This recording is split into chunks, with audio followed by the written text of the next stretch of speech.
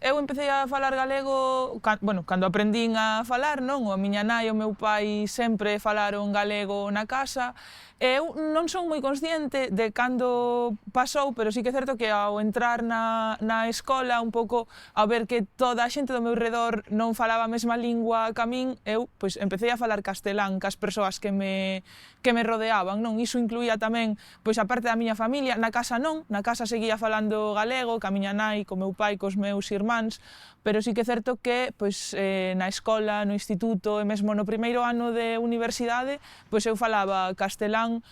por esa presión que hai de non ser ti a rara que fala diferente. E sí que ao chegar á universidade, nese segundo ano de carreira, pois decidín empezar a falar en galego con todas as persoas que me rodeaban e en todos os ámbitos. A chave está en falalo, en non deixar de falalo e en, sobre todo, dende unha parte amable e sendo comprensiva ca situación lingüística que temos,